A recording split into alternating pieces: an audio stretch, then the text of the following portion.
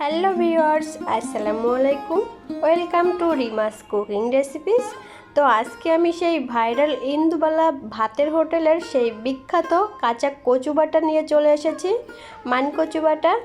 তো এই রেসিপিটা কিন্তু কম বেশি সবাই খুবই ইউটিউবে কিন্তু তৈরি করছে। তো ভাবলাম আমি কেন বাদ যাই, আর আমি কখনো এই রেসিপিটা ট্রাই করিনি, তো আজকে আমি ট্রাই করব। আর আমি কিন্তু খেয়েছি, খেতে কিন্তু অসম্ভব মজার হয়েছিল। তো চলুন কিভাবে তৈরি করতে হয় দেখে নিয়ে যাক। আর এর ভিতরে কিন্তু আমি সব রকমের টিপস আর ট্রিক্স সহ এই কচুটা বেটে দেখাবো, এতে করে আপনাদের গলা ধরার কোনো সম্ভাবনাই থাকবে না। তো এর জন্য আমি নিয়েছি এক টুকরা কচু, কাঁচা কচু। আর এই কচুটা আমি ঘরে 2 দিন রেখে দিয়েছিলাম, এতে করে একটু শুকিয়ে গিয়েছে, এর রসটা টেনে গিয়েছে। তো অবশ্যই একটু ঘরে রেখে দিবেন, এতে করে কিন্তু এই কচুটার রসটা শুকিয়ে গেলে গাল চুলকানোর ভয়টা কমে যাবে। তো এখন আমি এটা কেটে নিব। তো দেখুন আমি কেটে নিয়েছি, আমি টুকরো টুকরো করে কেটে নিয়েছি। আর এটা কাটার আগে কিন্তু আমি ধুয়ে নিয়েছি, কাটার পরে কিন্তু আর ধোয়া যাবে না, সেক্ষেত্রে কিন্তু পানি লাগলে কিন্তু গাল চুলকানোর সম্ভাবনা থাকবে, সেজন্য কিন্তু কাটার আগে ধুয়ে নিতে হবে। আর দেখতেই পেরেছেন আমি খোসাটা কিন্তু আপনাদের দেখিয়ে দিয়েছি যে কতটা পুরু করে কেটে নিয়েছি, একটু পুরু করেই কেটে নিতে হবে। তো এখন আমি একটি ব্লেন্ডারের জগে এটা দিয়ে দিব, আমি এটা একটু ব্লেন্ড করে নিব। আপনারা চাইলে শিলপাটায়ও এটা বেটে নিতে পারেন, তো আমার সুবিধার্থে আমি ব্লেন্ড করে নিব। তো আমার এই ভিডিওটি আপনাদের কাছে ভালো লাগলে অবশ্যই আমার চ্যানেলটি সাবস্ক্রাইব করে দিবেন, আর পাশে থাকা বেল আইকন প্রেস করে অল অপশন ক্লিক করে দিবেন, এতে করে আমি যখনই কোনো নতুন ভিডিও আপলোড করব সঙ্গে সঙ্গে কিন্তু নোটিফিকেশন পেয়ে যাবেন।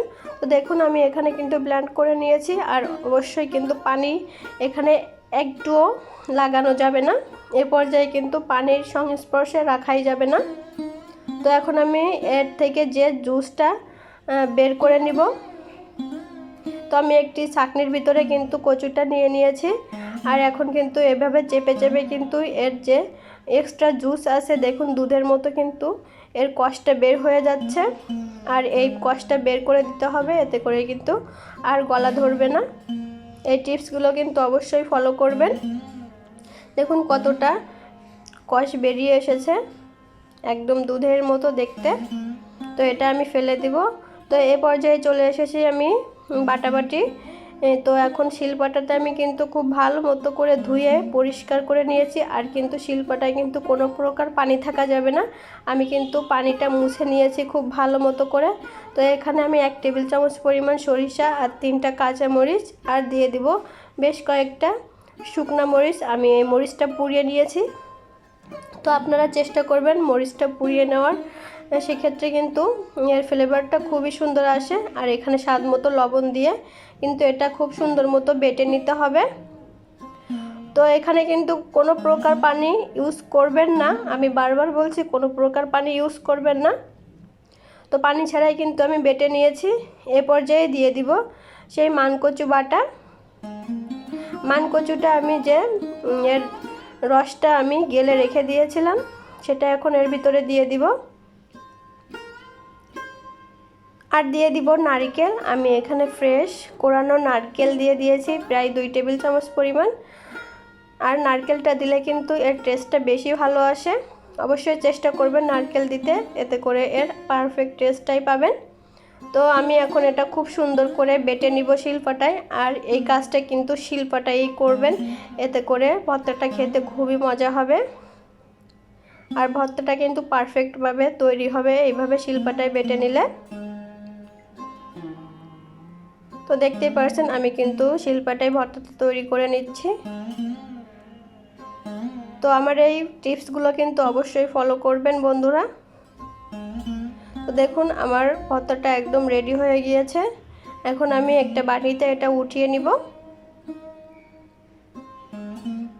দেখুন আমি একটা বাটিতে কচু বাটাটা উঠিয়ে নিয়েছি। এখন এর ভিতরে দিয়ে দিব আমি 1 চা চামচ পরিমাণ সরিষার তেল।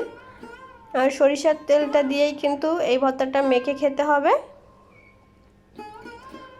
তো আমি পরিবেশনের জন্য একটা কাঁচামরিচ উপরে দিয়ে জাস্ট পরিবেশন করে দিলাম।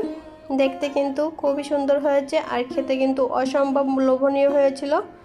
তো আমার এই রেসিপিটা আপনাদের কাছে কেমন লাগলো অবশ্যই কমেন্টস করে জানাবেন। আর যারা এখনও ট্রাই করেননি তো অবশ্যই আমার এই রেসিপি ফলো করে একবার খেয়ে দেখবেন। আশা করছি আপনাদেরও গাল ধরবে না, গলা চুলকাবে না।